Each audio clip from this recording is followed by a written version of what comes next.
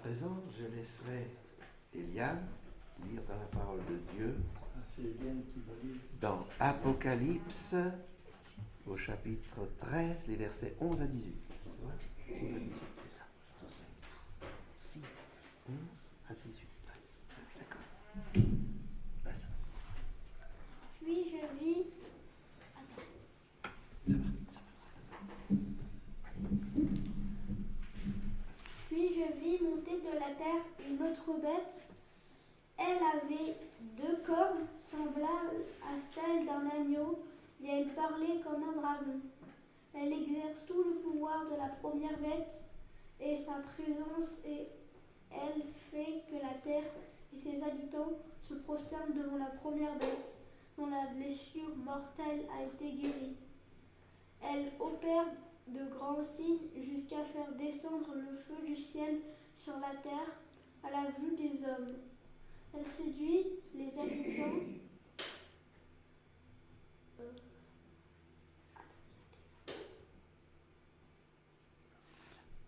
Elle séduit les habitants de la terre par les signes qui lui fut donné d'opérer devant la bête, en disant aux habitants de la terre de faire une image de la bête qui a été blessée par l'épée et qui a survécu.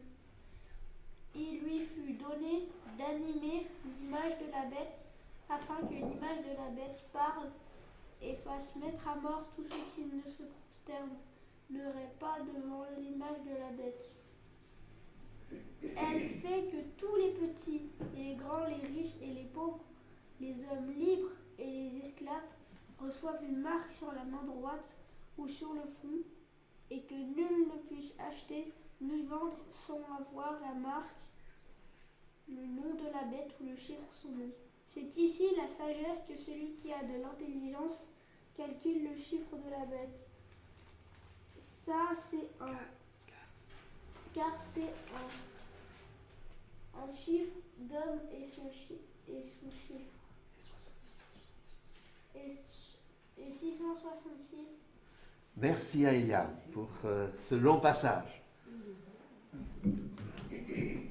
Je laisse à présent la parole à notre frère Henri Rassouf-Masson.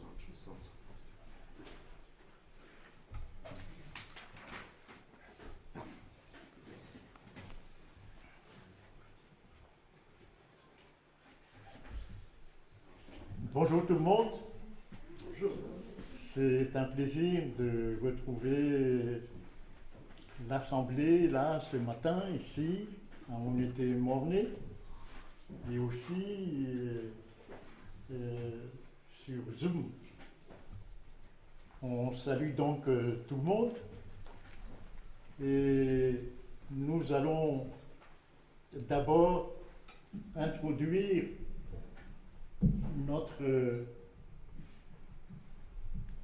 notre sujet. Nous sommes en train comme vous le savez, nous sommes en train de vivre des événements sans précédent sur le plan prophétique. Les autres, c'est-à-dire, entre guillemets, ceux qui ne sont pas disciples, puisque lorsque Jésus s'adresse dans Matthieu chapitre 24, il s'adresse aux disciples. Il ne s'est pas adressé aux pharisiens, aux sadducéens ou des juifs qui le rejetaient. Ces gens-là ne sont pas bénéficiaires de l'éclairage que Jésus trace devant les disciples jusqu'à la fin des temps. Et pour nous, c'est exactement la même chose aujourd'hui. Nous sommes aujourd'hui inondés de toutes sortes de nouvelles, par exemple en rapport avec la guerre en Ukraine. Les médias nous donnent toutes sortes d'informations. Et tout récemment, nous qui sommes en France, nous sommes abreuvés de toutes sortes d'informations en rapport avec les élections qui viennent de se dérouler. Toutes ces nouvelles s'écartent des événements principaux qu'il faut avoir en tête pour voir clair en rapport avec la venue de Jésus. Et c'est seulement réservé aux disciples. Ce n'est pas donné à tout le monde.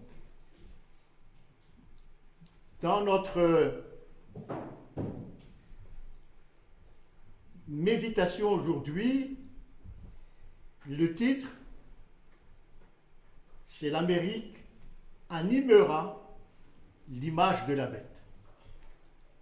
Ce sont des déclarations symboliques que nous allons essayer de décortiquer un tout petit peu pour, cette fois-ci, nous éloigner un tout petit peu des nouvelles dans les radios et les télévisions qui, eux, ne voient pas ces choses-là. Comme j'ai dit tout à l'heure, c'est seulement les disciples qui savent réellement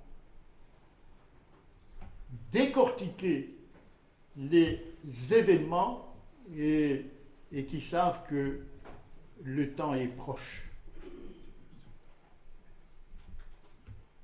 Avant d'entrer dans le vif du sujet, je voudrais d'abord introduire notre méditation et je vous invite à prendre votre Bible tout au long de cet exposé. Prenez votre Bible, le chapitre 13 qui contient notre méditation est précédé d'un petit chapitre, le chapitre 12. Et le chapitre 12, si on résume, c'est toute l'histoire du conflit entre Dieu et Satan. C'est ça le contenu du chapitre 12. Et dans le chapitre 12, il y a cette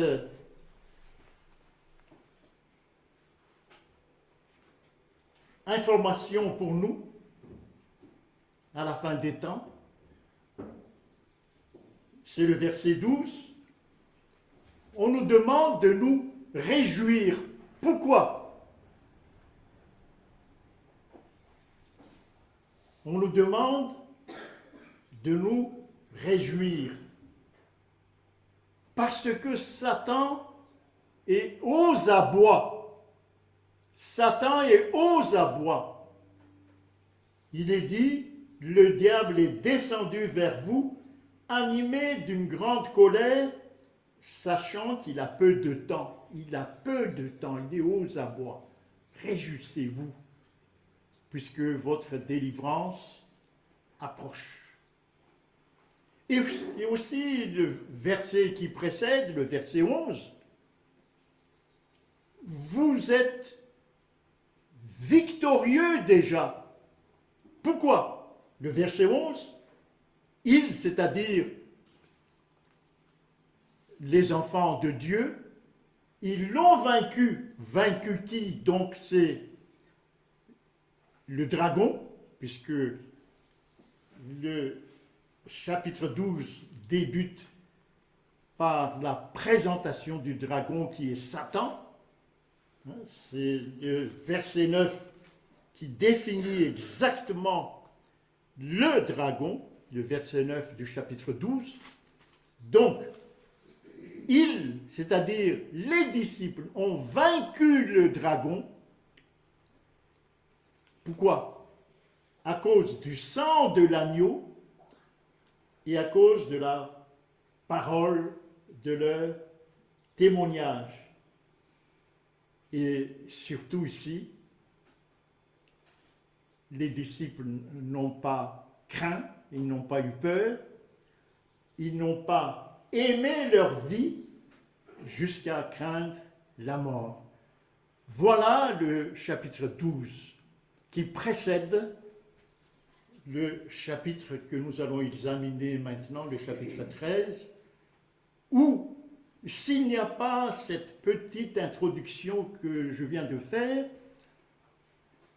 serait un tout petit peu décourageant pour les croyants. Le chapitre 12, donc, retrace les actions du dragon tout au long de l'histoire jusqu'à la fin. C'est ça, le chapitre 12. Le dragon, je rappelle, chapitre 12, verset 9, le grand dragon, c'est qui? C'est le serpent ancien, Jardin d'Éden, qui a séduit les premiers parents. Il est appelé comment?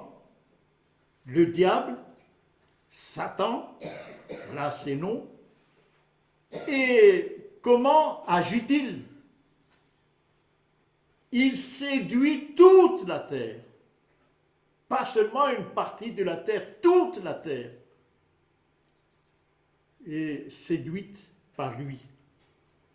Et il fut précipité sur la terre, et ses anges furent précipités avec lui. Ça, c'est le message d'espoir pour nous. Il est précipité. Même si, d'apparence, les choses semblent être négatives pour les disciples. Et puis, le verset 18 du chapitre 12, un tout petit verset qui est capital pour nous. Qu'est-il dit? Et le dragon se tint. Où est-ce qu'il se tient? Sur le sable de la mer. Alors vous voyez tout de suite cette image. Il est entre la mer et la terre, sur le sable. Vous voyez, ce petit verset 18 nous indique que il dirige ce qui va se passer sur la mer et ce qui va se passer sur la terre. Puisque le chapitre 13 est en quelque sorte met en relief cet acteur qu'est le dragon. Dans le chapitre 13, verset 2, à la fin du verset 2, le dragon lui donna sa puissance et son trône et une grande autorité. Il donne à la bête qui monte de la mer. Vous voyez ici le dragon, un acteur principal. Et ensuite, dans Apocalypse chapitre 13, verset 11, la bête qui monte de la terre, de part et d'autre du sable, et il parle comme un dragon. Voyez ici donc que ces deux bêtes, la bête marine et la bête terrestre, sont sous l'emprise du dragon. Sous l'emprise du dragon, ces deux bêtes. Voilà l'introduction que je veux vous faire pour que vous compreniez ce qui va se passer dans notre méditation. Donc ces deux bêtes, je récapitule, la bête marine et la bête terrestre, objet du chapitre 13, sont sous l'emprise du dragon. sous l'emprise du dragon. Et c'est sous cet angle que nous devons attendre la venue de Jésus. C'est sous cet angle que nous devons lire les actualités qui se présentent devant nous. Alors le titre donc de notre réflexion ce matin, c'est l'Amérique animera l'image de la bête. Nous allons expliquer ce que cela veut dire puisque ce sont des langages codés. Toute la prophétie, c'est un langage codé. Alors, quels sont d'abord les principes généraux d'interprétation prophétique? Alors, il y a 3 écoles d'interprétation prophétique. Il y a d'abord ce qu'on appelle le prétéritisme. C'est une école qui interprète les prophéties en utilisant le passé, loin là-bas, le passé. Ensuite, le futurisme, une autre école, interprète la prophétie, cette fois-ci en utilisant le futur, loin là-bas, le futur. Donc, ces 2 interprétations ne s'occupent pas du tout du présent, de l'histoire. Il y a la 3e école, ce qu'on appelle historicisme. C'est une école qui interprète la prophétie en fonction des événements vécus tout au long de l'histoire. Oui, c'est différent. Les 2 premières, j'insiste beaucoup là-dessus, puisque nous allons voir tout au long de notre exposé le rôle des jésuites. Les 2 premières sont soutenues par les jésuites.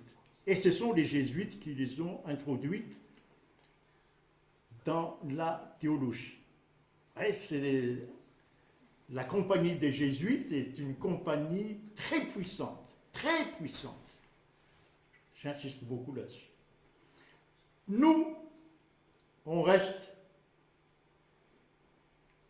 dans le sillage de la Bible. Nous adoptons l'interprétation historique, puisque c'est celle que la Bible choisit elle-même.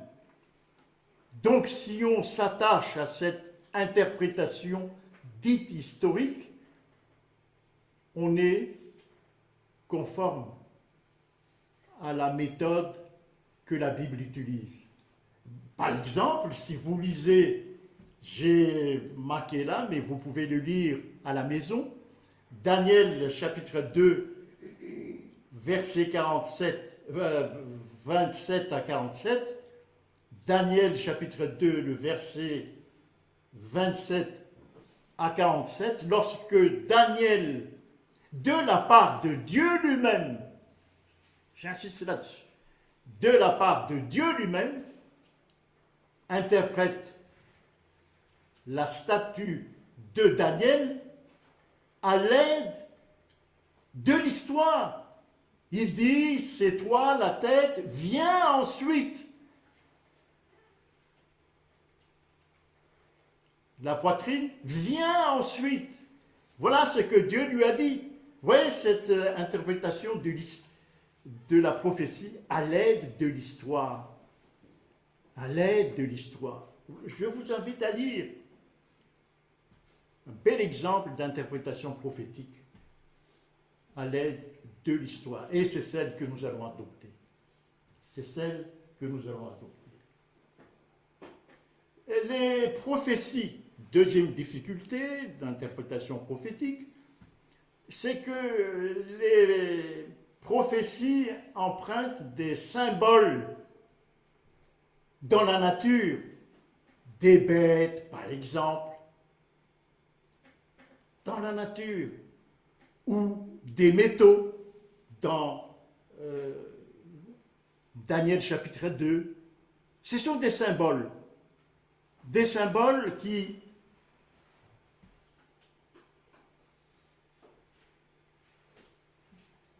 sont associés à des événements historiques qu'il faut savoir décoder.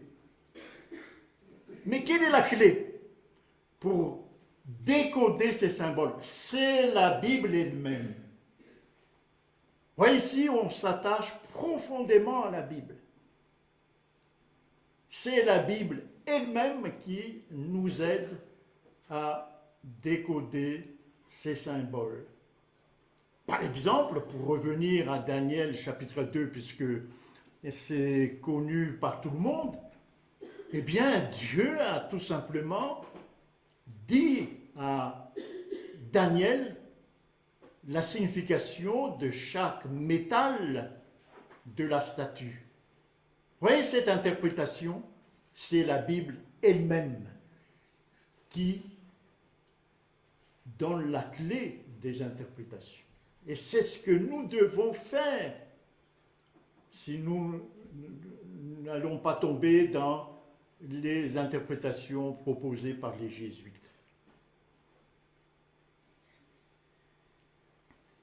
Par exemple, deuxième exemple, dans Daniel chapitre 2, ce sont des métaux qui représentent des royaumes.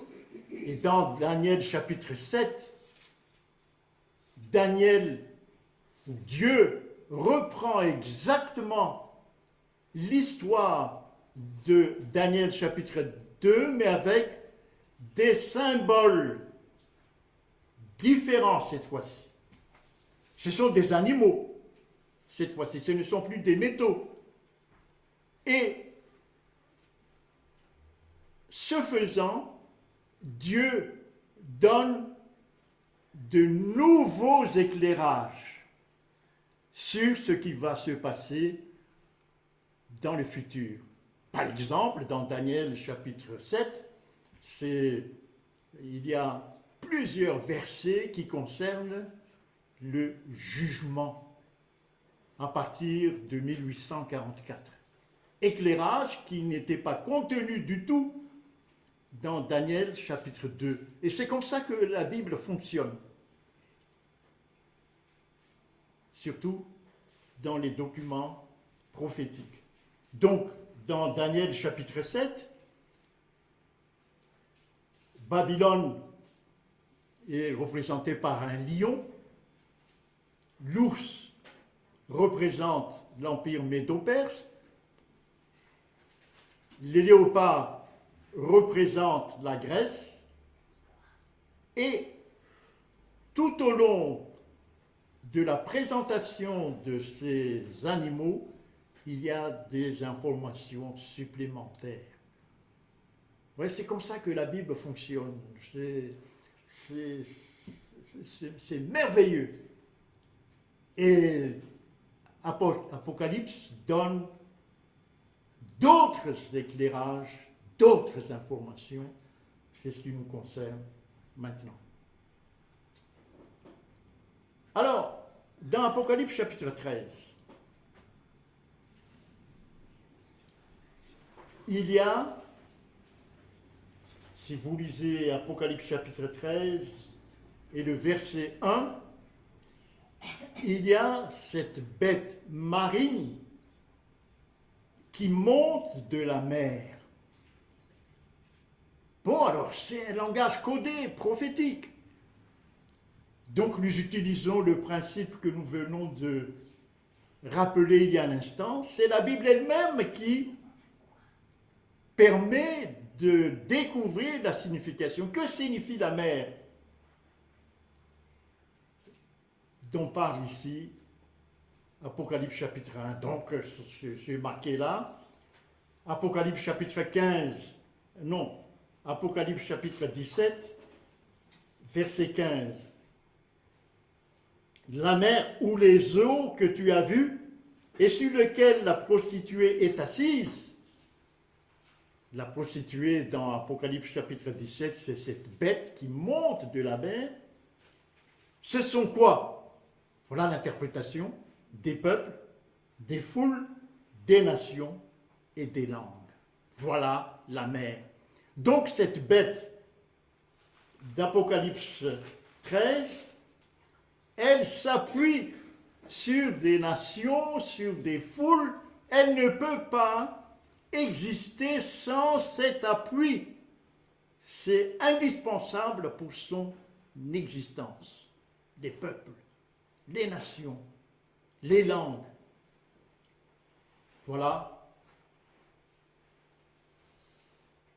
cette bête. Et puis il y a d'autres versets là dans l'Ancien Testament que je vous invite de consulter pour voir la signification de ce symbole qu'est la mer. Elle s'appuie sur des peuples et des foules pour régner, puisqu'elle va régner. Ce qui nous concerne surtout, c'est qu'elle va régner pendant le temps de la fin. Elle s'appuie sur des peuples, des foules, des langues pour régner. Ensuite, elle ressemble au dragon qui est Satan. On a lu tout à l'heure dans Apocalypse chapitre 12 qui est le dragon, c'est Satan. Et lorsque vous lisez Apocalypse chapitre 13 et le verset 2, il y a le dragon, c'est-à-dire Satan, qui donne à cette bête sa puissance, son trône et une grande autorité sur les peuples. Oui, c'est extraordinaire le pouvoir que Satan accorde à cette bête. Et si vous lisez maintenant l'actualité, chaque fois que on parle du Vatican, du pape, etc., écoutez bien ce que disent les radios ou les télévisions. On ne parle jamais d'une manière négative. Non, on encense le Vatican, le pape. C'est cela, ce pouvoir de séduction extraordinaire. Mais si vous n'êtes pas éclairé par la parole de Dieu, vous ne voyez pas cela. Les autres, les pharisiens, les sadducéens, ceux qui se sont opposés à Jésus de son temps, ne voyaient pas ces choses-là. Mais à nous, qui nous appuyons sur la parole de Dieu, on détecte ces choses-là. Il y a quelque chose qui est mentionné dans la Bible. Dans la Bible. Alors, les têtes de cette bête portent des noms de blasphème. Ces têtes portent des noms de blasphème. Juste un exemple. Le pape porte le nom de souverain pontife, en latin Pontifex Maximus. Mais Pontifex Maximus, c'est le titre du prêtre principal dans le culte de Babylone. Ensuite, ce titre, Pontifex Maximus, est passé en Perse, dans le culte de Mithra. Ensuite à Pergame. Et depuis Pergame, est passé à Rome.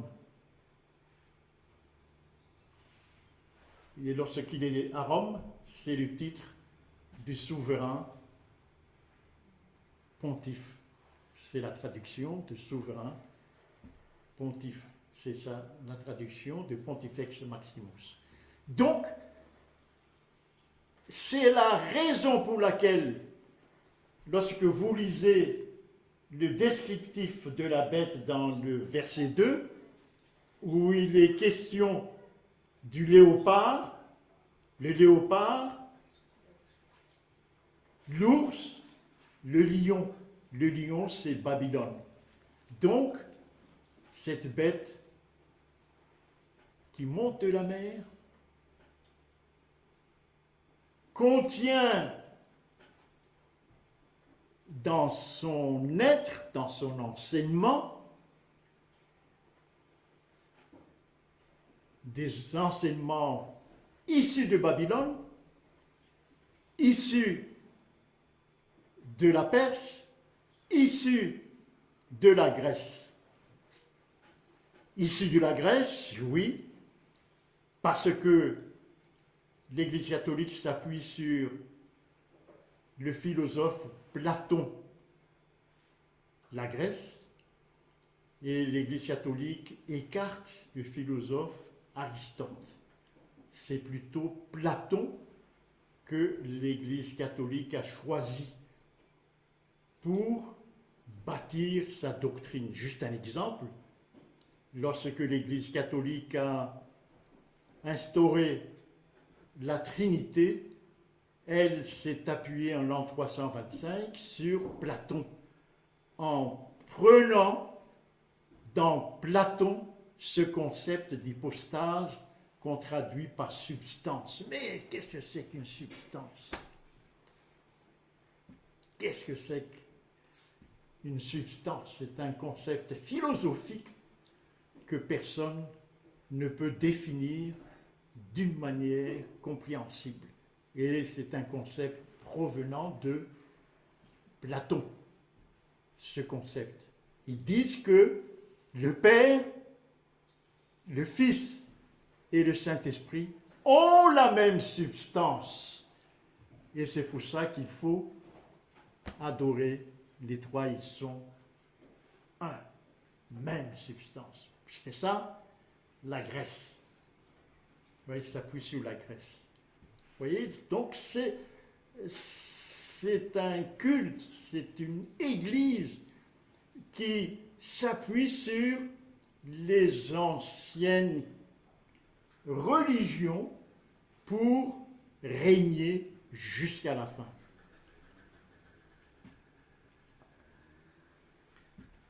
Elle s'élève au-dessus de tout ce qu'on appelle Dieu ou de ce qu'on adore. Ça, c'est Paul qui l'a dit.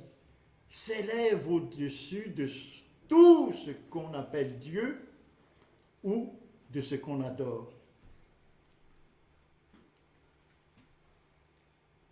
Elle s'assoit dans le temple de Dieu et se proclame lui-même Dieu.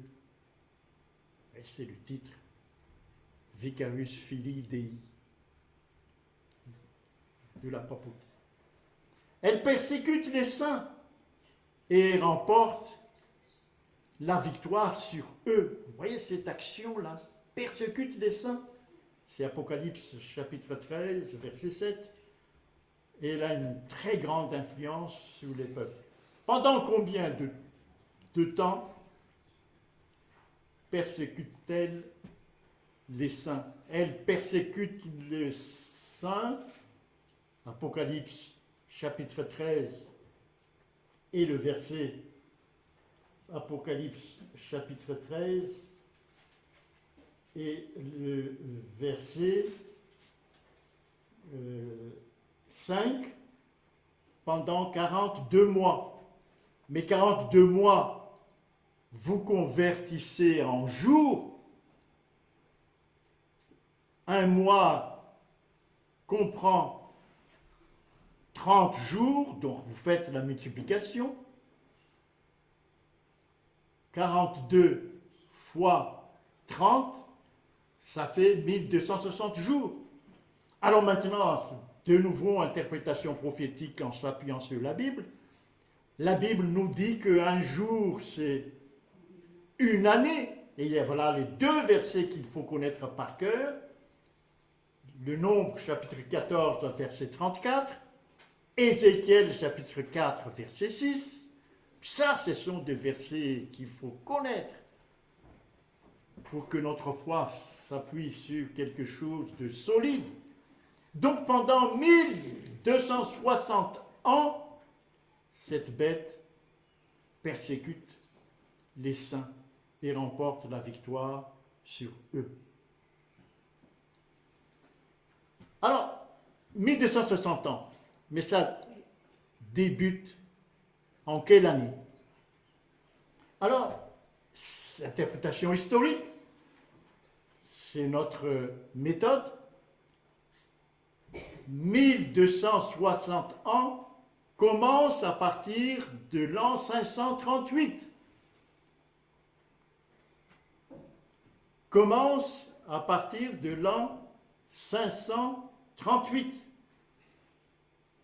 Et se termine le 15 février 1798. Interprétation historique. Soit exactement 1260 ans, entre 538 et 15 février 1798. Le 15 février 1798, le général Alexandre Berthier, sous l'ordre de Napoléon, dépose le pape Pie VI, qui fut prisonnier à Valence, où il mourut le 29 août 1799. Où il mourut le 29 août 1799. Napoléon, après cela, signe avec le nouveau pape Pie VII un concordat en 1801. Interprétation historique. Autrement dit, l'Église catholique va continuer à l'aide de ce concordat d'exister, mais n'a plus son pouvoir d'antan. Son pouvoir est rabaissé à l'aide de ce concordat. Interprétation historique. Pourquoi la date de 538? Pourquoi la date de 538? Puisque en 538, pour la première fois, interprétation historique, l'État s'accorde avec l'Église catholique de ce temps pour imposer comme jour de repos le dimanche. Et ça nous touche de très près maintenant. Interprétation historique. Voilà la raison pour laquelle on prend 538. Voyons maintenant comment cette bête évolue. On vient de voir que Napoléon en 1801 signe un concordat avec le nouveau pape, Pie VII. L'Église catholique existe, mais elle n'a plus sa puissance du passé. En 1870, l'Italie émerge, puisque avant, l'Italie n'existait pas.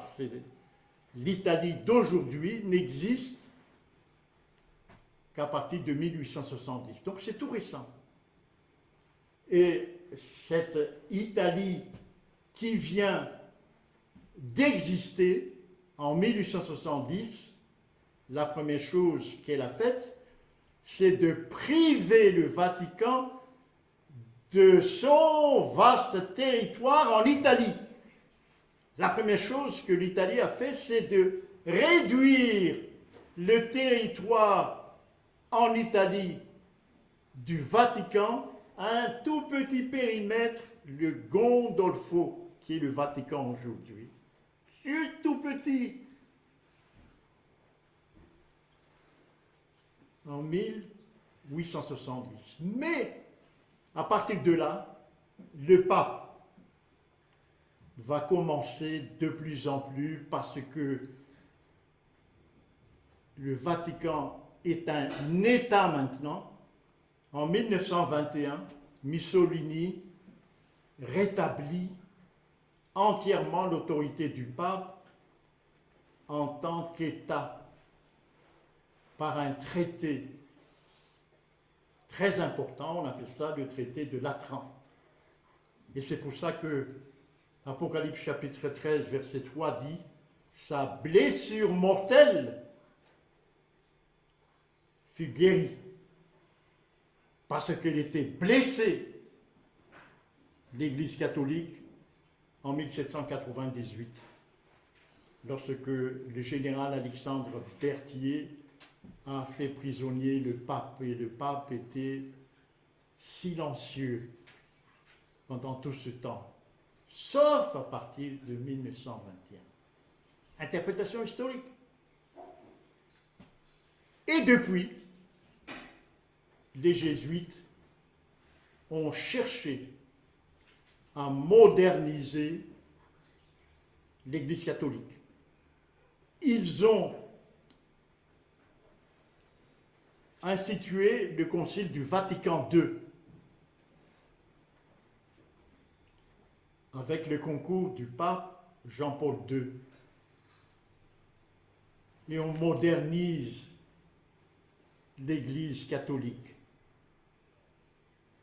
Et c'est pour cette raison que toute la terre était en admiration derrière l'Église catholique. Chaque fois que l'Église catholique se prononce sur les faits de société, sur politique internationale, sur la santé, sur tous les sujets, tout le monde est en admiration. Et finalement, la Bible identifie sans ambiguïté cette institution. La Bible dit que son nombre est 666. Et la Bible dit que c'est dans son nom. La Bible dit il n'y a qu'à regarder son nom. Mais ce n'est pas donné à tout le monde de découvrir le secret qui se trouve derrière ce nom. D'abord, son nom, c'est un blasphème. Vicarius Filii Dei, c'est un blasphème. C'est le remplaçant du Fils de Dieu. C'est un blasphème. Voilà le nom. Et si vous lisez Apocalypse chapitre 13, verset 18, c'est le nombre de son nom. Son nom, c'est Vicarius Filii Dei, un blasphème. Et ce nombre dit, le verset 18, c'est 666. Quel lien faut-il faire alors entre Vicarius Filii Dei et 666? Il faut faire ce lien pour bien identifier cette bête qui monte de la mer. Eh bien, il n'y a qu'à appliquer cette méthode ancienne qu'on appelle guématrie. Guématrie, c'est une méthode ancienne que les anciennes civilisations ont toujours utilisée. C'est d'attribuer à chaque lettre de l'alphabet un nombre. Donc, ici, Vicarius Filii Dei, c'est latin, et le Vatican se réclame toujours d'être romain, d'être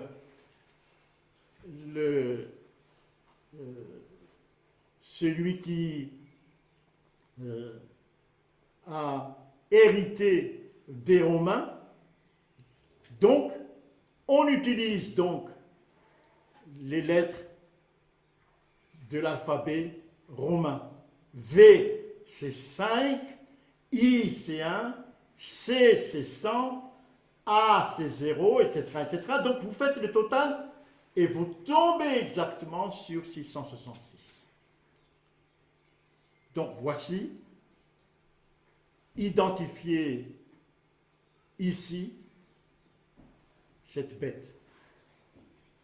En clair, la bête marine, c'est le Vatican. Et nous avons identifié en utilisant l'interprétation historique. Nous l'avons identifié en utilisant l'interprétation historique. D'abord, tout à fait en bas de page ici, il y a un livre épais comme cela qui concerne 538. Je suis heureux d'avoir trouvé ce livre sur Internet et je l'ai acheté. C'est là, ce livre raconte de long en large 538, où l'État et l'Église de cette époque se sont associés pour obliger le peuple à adorer Dieu le dimanche. Et ça nous touche là de très près, 538. Alors maintenant, la bête qui monte de la terre, la deuxième, qui monte cette fois-ci de la terre. D'abord, dans toutes les prophéties de Daniel, Daniel 2, 7, 8, etc., tous les empires ne sont jamais contemporains. Ne sont jamais contemporains. Mais à la fin des temps, maintenant, pour nous, la bête qui monte de la mer et celle qui monte de la terre, la deuxième, sont deux empires contemporains. Ça, c'est très important. Ce qui nous montre que nous sommes à la fin des temps et ces deux bêtes vont jouer un grand rôle à la fin des temps, ensemble, les deux. Cette bête, Apocalypse chapitre 13, verset 11, monte de la terre. Qu'est-ce que cela veut dire? Cela veut dire que cette bête n'est pas comme la première bête qui, elle, monte de la mer. Ce qui faisait la force de la première bête, c'est les peuples, les nations. Ici, non, il n'y a rien de cela. La terre vide. C'est là que cette bête monte.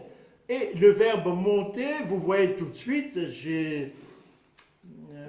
mon petit-fils a semé des graines de tomates et les graines de tomates germent petit comme ça, est en train de monter petit à petit, semaine après semaine. C'est exactement ce verbe-là. Cette bête monte de la terre. C'est une montée successive de la terre. Elle est faible au départ. Au départ, c'était juste la côte est, juste quelques surfaces peuplées par les premiers fugitifs qui s'enfuient du continent européen à cause des persécutions protestantes et catholiques en même temps. Et ils se sont enfuis. Ils n'étaient pas nombreux. Ils n'étaient pas du tout nombreux. Ils montent de la terre. Et le territoire où ils se trouvent est pratiquement vide. Vous allez dire, il y avait les Indiens, mais ils n'étaient pas du tout nombreux, les Indiens. Vide, il n'y a pas une organisation politique sur ce vaste territoire, rien du tout, c'est libre. Monte de la terre. Voilà ce que signifie cette expression. Et la deux cornes, cette bête, qu'est-ce que cela signifie? Eh bien, ces premiers arrivants sont ingénieux. Ils ont inventé un système de gouvernance qui n'a jamais existé et qui, dans le futur, a fait leur force. Ce système, c'est le protestantisme. Cela veut dire qu'ils ne veulent pas du tout avoir un dirigeant religieux comme le pape. Non, on n'en veut pas. Ils sont protestants. 2, ils sont républicains. Bon, alors ça n'a rien à voir avec le nom du parti républicain aux États-Unis, mais c'est un nom de gouvernance politique. Le républicanisme, cela veut dire qu'ils ne veulent pas de roi comme en Europe. Ils disent les Européens, ils sont perdus puisque eux, toujours ils ont un roi, toujours ils ont le pape. Non, nous n'en voulons pas. Voilà les deux principes qui gouvernent leur constitution, si vous lisez leur constitution. C'est génial, génial. Et lorsque vous lisez par exemple les témoignages de Alexis de Tocqueville, dans ces 2 volumes intitulés De l'Amérique, et il dit, mais ils sont géniaux.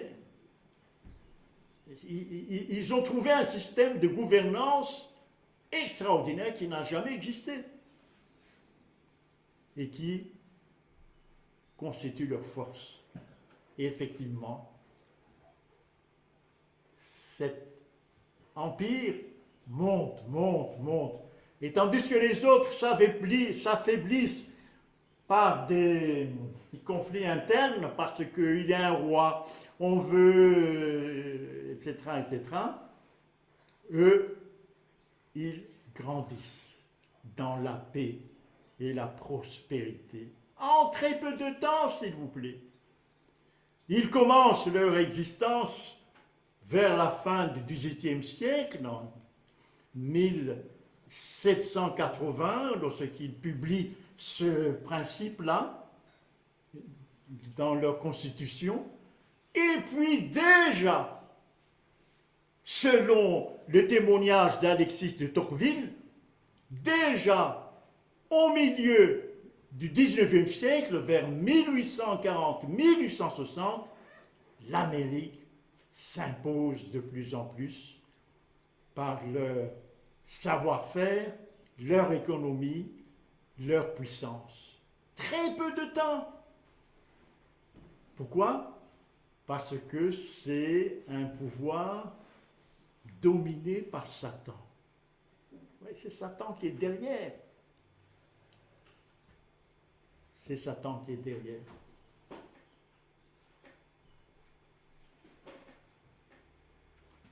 Elle parle comme un dragon.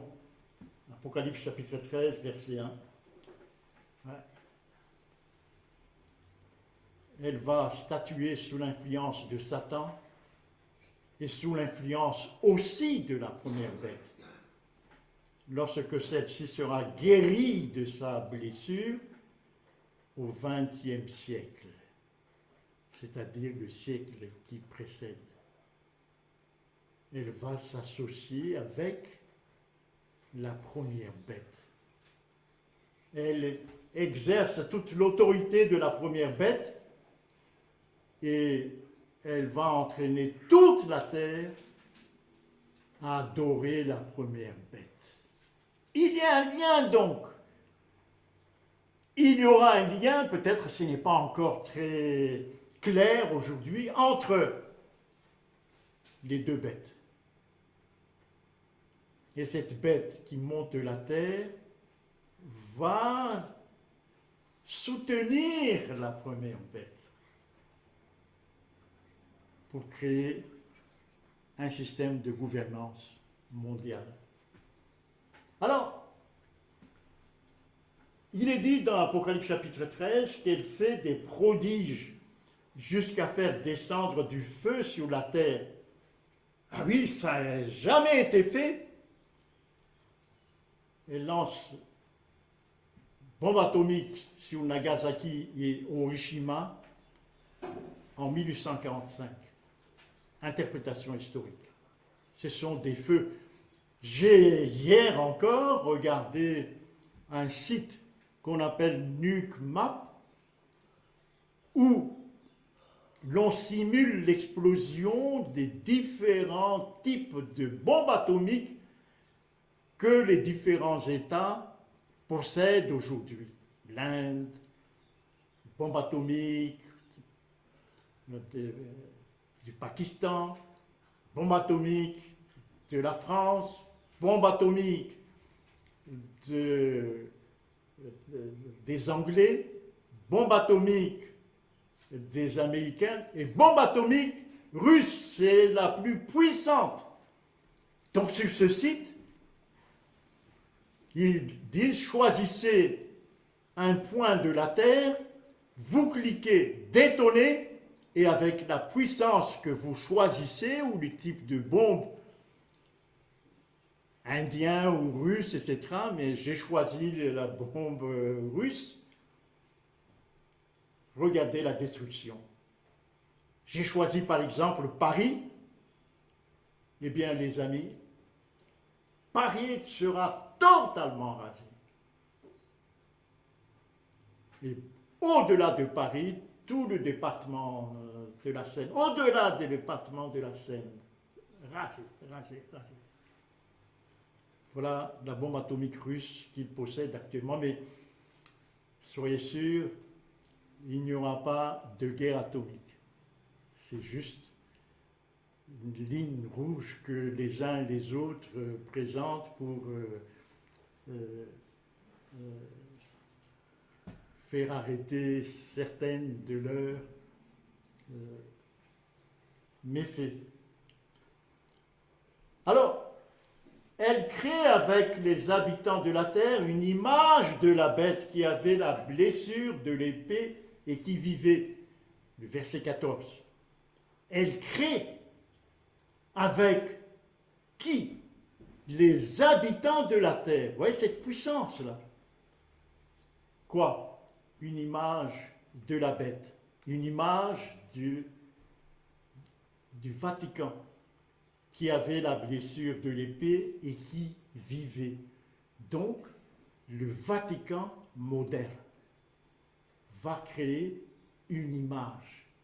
Autrement dit, quelque chose qui ressemble beaucoup à l'Église catholique.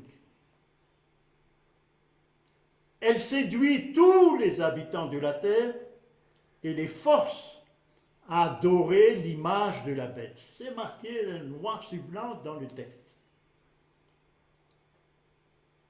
Et voici comment elle force pour pouvoir acheter ou vendre tous, petits et grands, riches et pauvres, libres, esclaves, doivent porter une marque sur leur main droite ou sur leur front. Donc ici, il y a une contrainte. Et on appelle ça, bon, peut-être vous n'avez pas le temps de suivre ces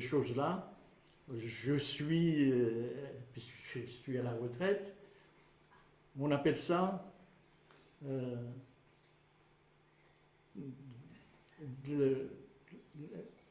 political engineering. Autrement dit, une manière de gérer la politique ou la société en utilisant des capacités ingénieuses, engineering political. Voyez, manipulation de la population par la presse, par des petites phrases, tout ça c'est étudié dans ce qu'on appelle political engineering. Ils étudient ceci. Vous n'y échappez pas. Voyez? C'est pour ça que je vous conseille vivement, pour échapper à ces manipulations qui sont énormes, très influentes, de lire constamment votre Bible. Lisez les psaumes, lisez les épîtres de Paul, ça vous évite d'être influencé par ce qu'on appelle political engineering, puisqu'ils étudient cela. Ils l'ont fait tout récemment dans le Covid-19, tout récemment. Cette capacité d'influencer les gens égard à ceux qui refusent la contrainte. Vous voyez, ils ont testé cela tout récemment. Alors maintenant, cette image de la bête, qui est-elle? Nous allons le voir. Elle exerce donc toute l'autorité de la bête en sa présence, ceci à partir de 1921. Ensuite, qu'est-ce que c'est que cette image de la bête?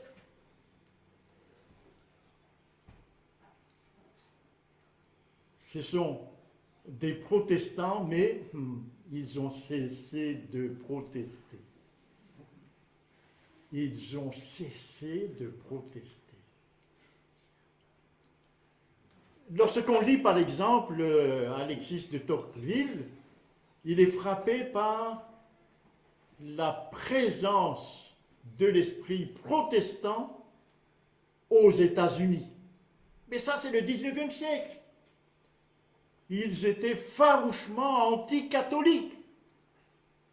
Farouchement anticatholiques. Interprétation historique, le 20 octobre 1951, le président Harry Truman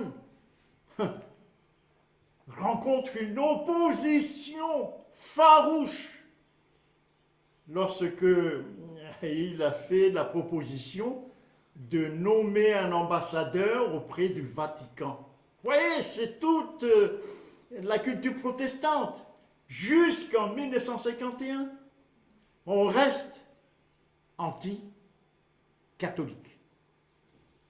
Interprétation historique. Mais, au mois de mars 1984, juste 33 ans plus tard, le président Reagan est approuvé par le Sénat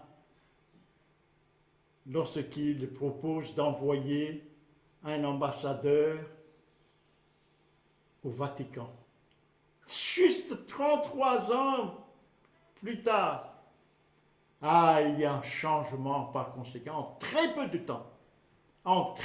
temps, l'Amérique devient partenaire du Vatican.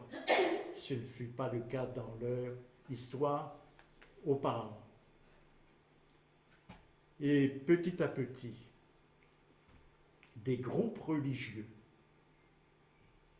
influencent le gouvernement pour intervenir en faveur de leurs intérêts ou de leur doctrine.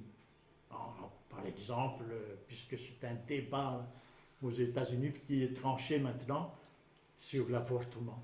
Vous voyez, tel groupe contre, puis on influence l'État. La digue est rompue. La digue est rompue. Pourquoi?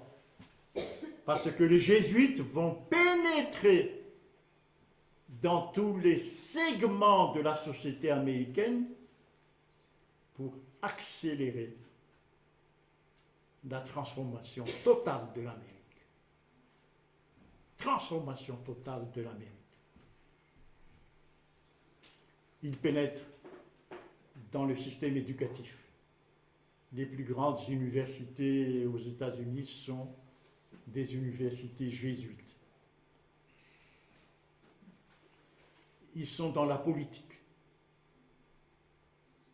Vous entendez peut-être parler de Nancy Pelosi, celle qui préside la Chambre des députés. Elle est tellement active, cette femme, Nancy Pelosi. Elle est soutenue par les jésuites. La presse, n'en parlons plus. CNN, c'est entre les mains des jésuites. L'économie, entre les mains des jésuites. La finance, entre les mains des jésuites. À tel point que des financiers aussi importants que Soros donnent de l'argent à la compagnie de Jésus, aux jésuites. Mais pas seulement Soros. Pas seulement Soros. La Chine, ça vous étonne, donne de l'argent à la compagnie des Jésus. J'ai des documents, je ne l'ai pas avec moi ici. Vous voyez cette capacité d'influencer le monde. Mais vous dites, les Français, j'ai un document ici. Vous connaissez le vaccin Moderna? Vous avez entendu parler, tout le monde a pris Pfizer ou Moderna, bref, etc. Est-ce que vous connaissez le chef de Moderna et sa nationalité? Non, vous ne connaissez pas, c'est un Français. Il s'appelle Bancel. Il s'appelle Bancel. Stéphane Bancel. Hein? Stéphane Bancel. Oui. Il donne, il dit ici, noir sur blanc, il dit qu'il donne sa fortune avec l'accord de sa femme à la compagnie des Juifs ou jésuites.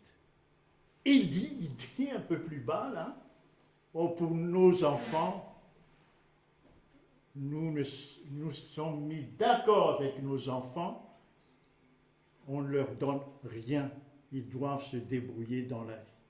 Mais des milliards ici, hein. Allez, compagnie des Jésus, vous voyez, la finance.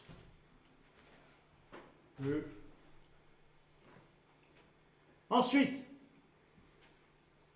une déclaration dans un livre que j'ai acheté il y a 3 semaines.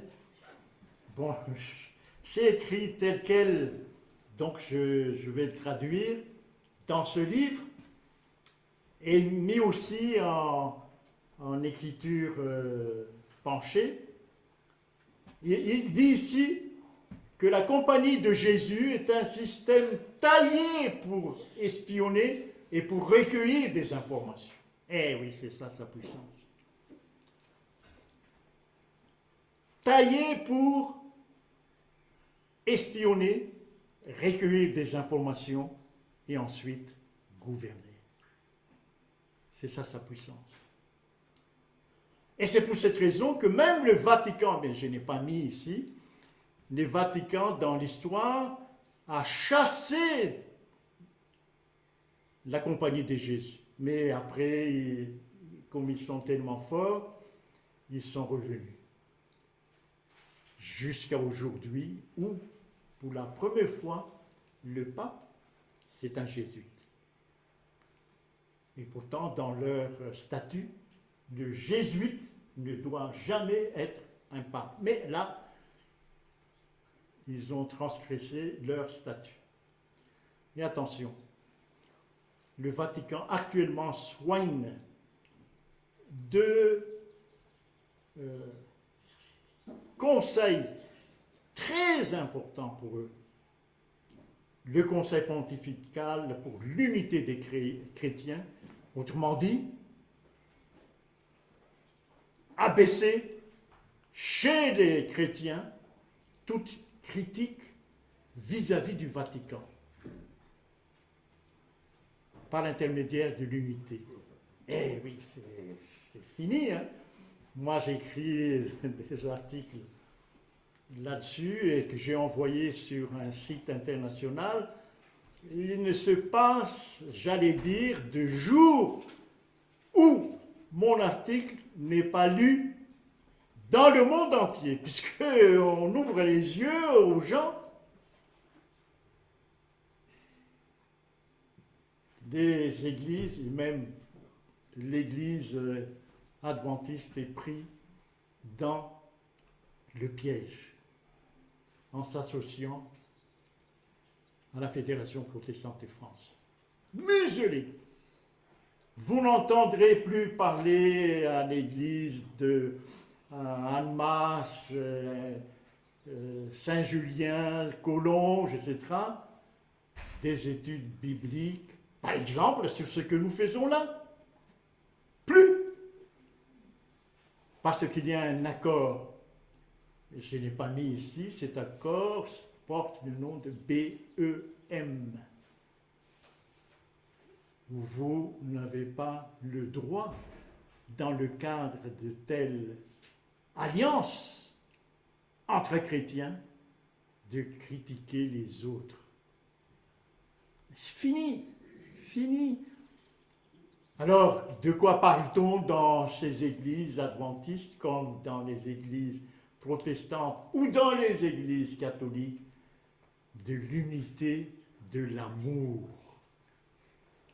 On insiste beaucoup sur l'unité et l'amour et les gens ne s'en aperçoivent pas, c'est un piège.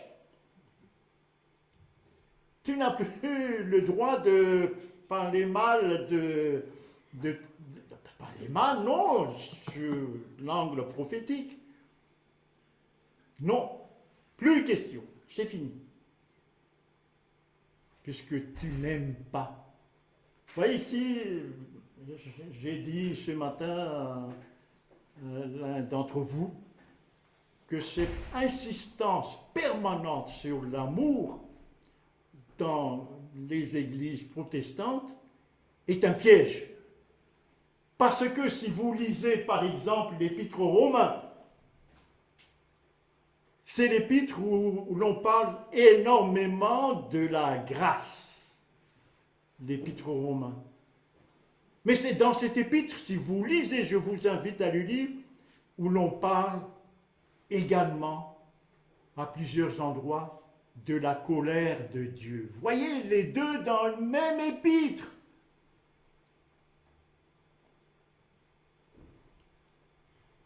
Et j'ai envie d'écrire à ces gens-là, pasteurs, protestants, c'est venu dans ma tête, de leur écrire que s'ils insistent constamment sur l'amour, c'est comme une pièce de monnaie à deux faces. Si on insiste constamment sur une face, c'est comme si on coupe la pièce de monnaie et on garde seulement la face qui intéresse et l'autre on laisse de côté. Non.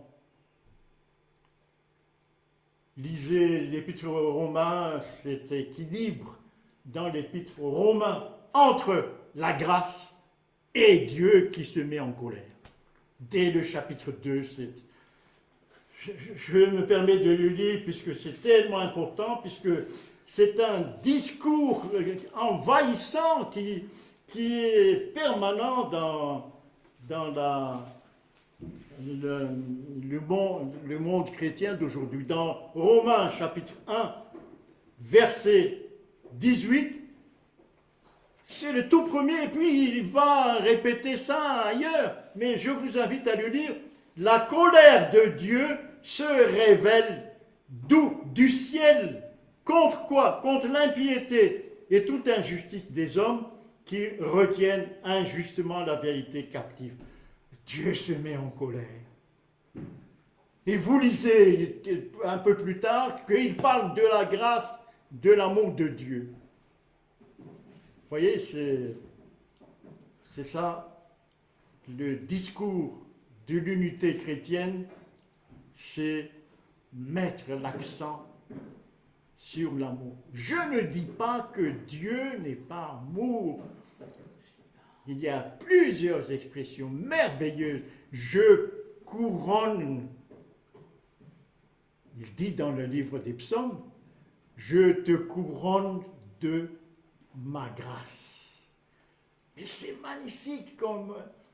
Mais attention, il se met aussi en colère.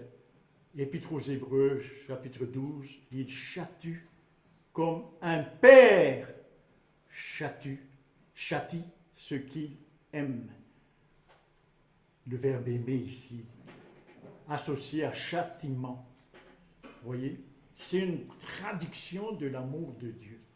Vous voyez, tout ça, c'est des études à faire pour discuter avec des prêtres ou des pasteurs protestants qui disent constamment l'amour, l'amour, l'amour, l'amour. Vous êtes inondés et vous risquez de ne pas voir l'autre moitié de la pièce. Dieu se met aussi en colère. Ensuite, interprétation historique, au mois de janvier 2014, tout récent, le pape François envoie sur le iPhone de Tony Palmer, son ami protestant, un message vidéo à la conférence de qui? Des dirigeants protestants au Texas, où il y a dans ce message un appel à quoi? À la fraternité, l'unité et l'amour.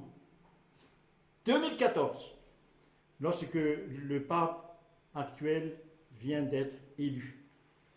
Et surtout dans ce message, il y a cette expression qui m'a fait sursauter au plafond, protest is over. Protest is over. La réforme est caduque. C'est plus la peine de protester, c'est plus la peine d'être protestant. Il faut être ensemble. Et ça, réponse de tous les dirigeants protestants à cette époque, ils ont tous levé la main pour dire nous allons suivre cette invitation du pape, ne plus protester.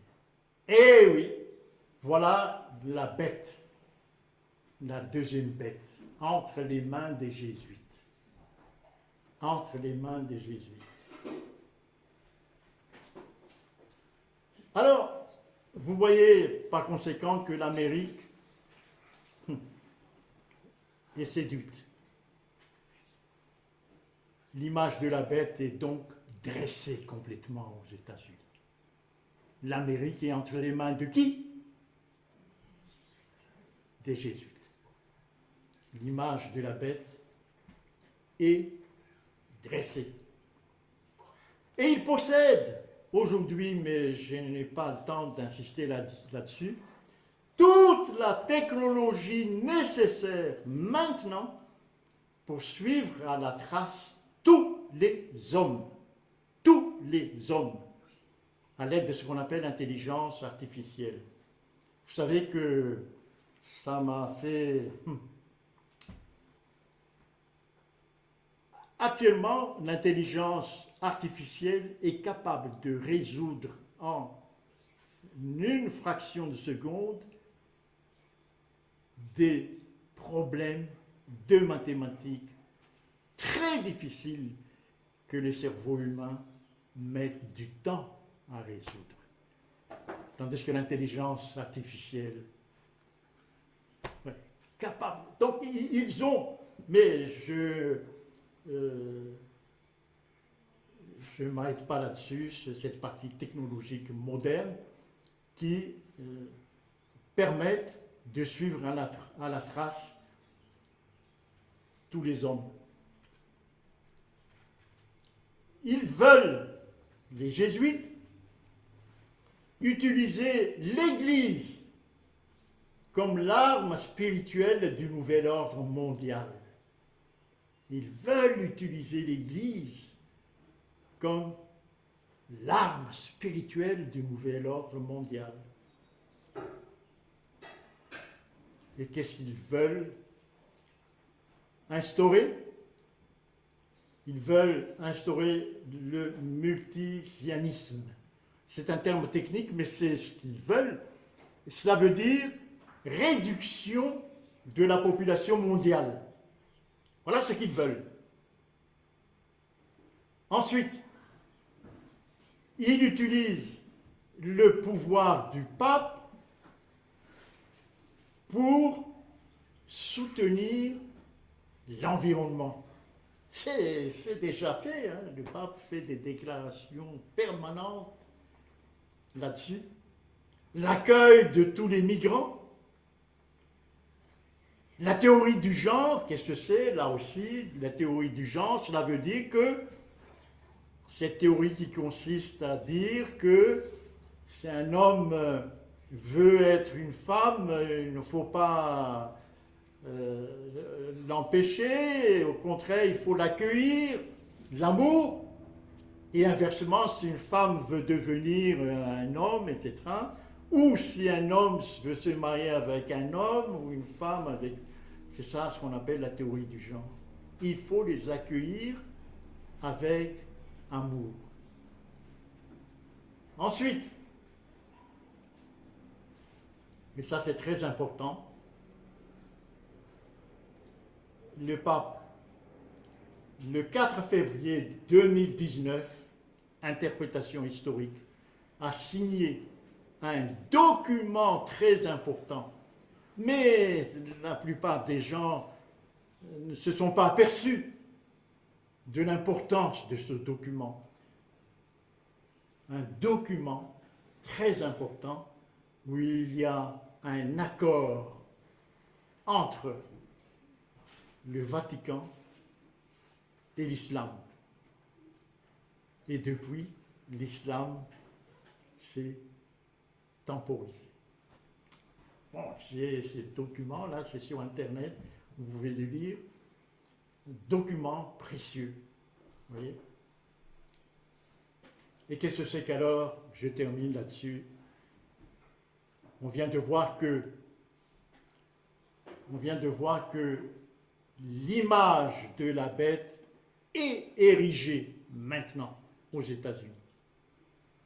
Est érigée. Mais qu'est-ce que c'est que la marque de la bête? Qu'est-ce que c'est que la marque de la bête? Alors, le 24 septembre 2015, le pape Francis s'est adressé au Congrès des États-Unis, ce qui ne s'est jamais fait. Cela veut dire que les États-Unis acceptent le Vatican. Interprétation historique.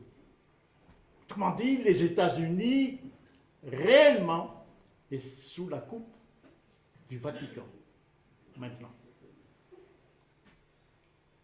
Et cet automne de 2015, il y a une décision très importante prise par le pape jésuite. Voici ce texte. Le pape Francis, il s'attriste, se lamente de l'abandon de la traditionnelle pratique du repos du dimanche. Et il dit, mais les gens ne respectent plus le dimanche. Quelle est la marque de la bête? C'est notre question. Et il déclare que cela entraîne quoi? Cela va entraîner quoi, il dit? Cela entraîne une influence négative. Où? Sur les familles et sur la relation sociale. Oui, il dit, il faut préserver la famille, il faut préserver la société.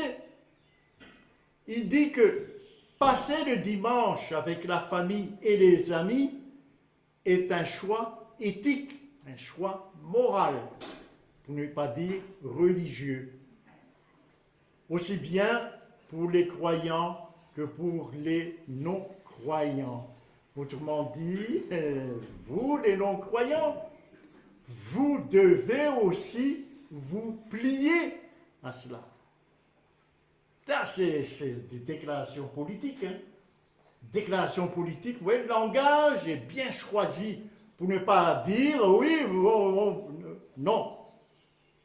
Vous, les non-croyants, vous devez vous plier aussi à cela. C'est non dit, c'est ça les déclarations politiques.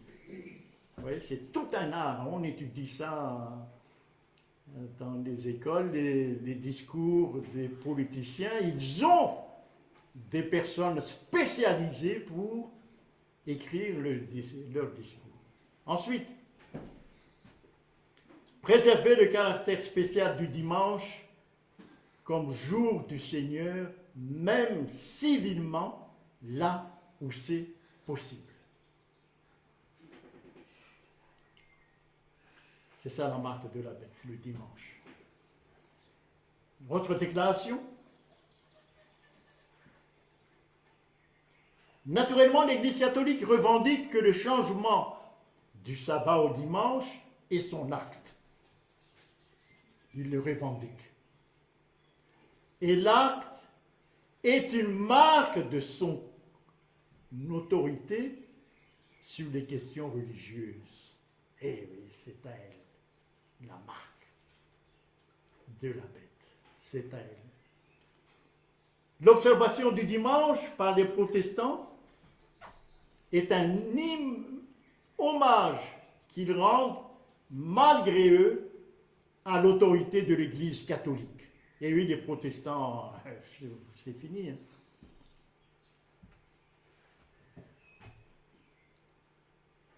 C'est fini, les protestants.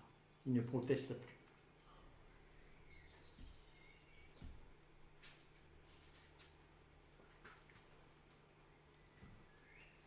Et le reste, ceux qui refusent. La Bible l'appelle le reste. Le dragon,